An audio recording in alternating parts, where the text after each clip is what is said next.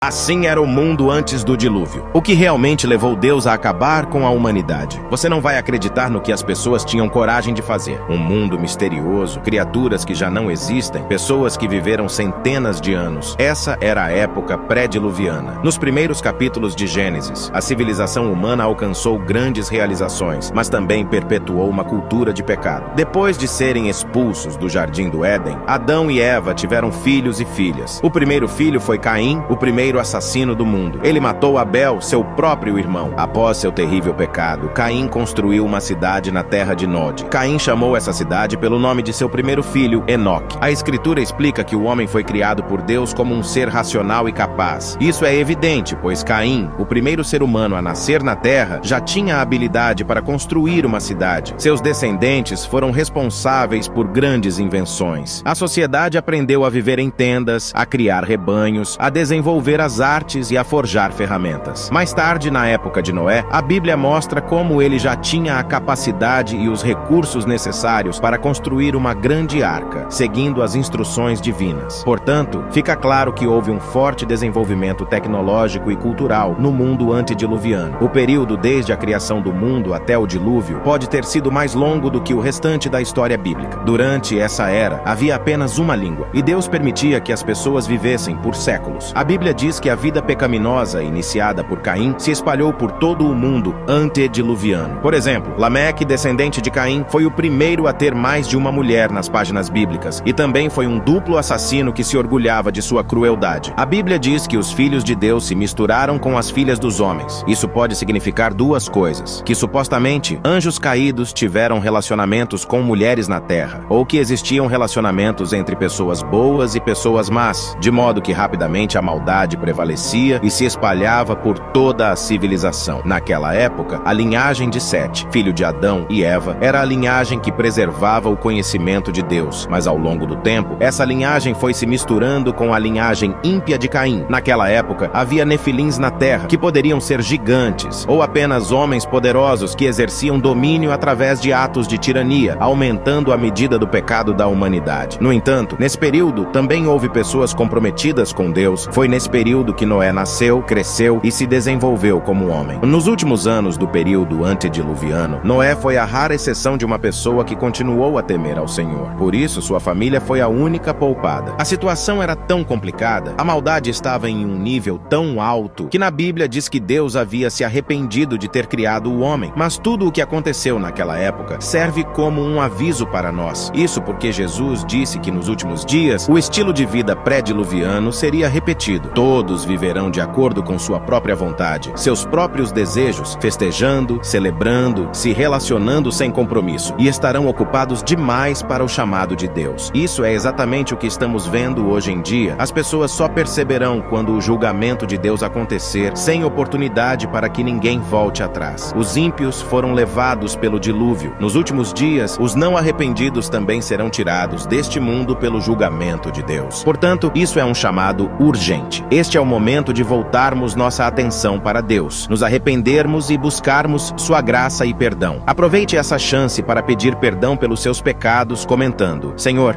perdoe meus pecados. Se tiver algum pedido de oração especial, deixe nos comentários. Estaremos orando por todos. Compartilhe o vídeo. É uma forma de evangelizar e salvar mais pessoas. Não se esqueça de seguir nosso perfil. Deus te abençoe.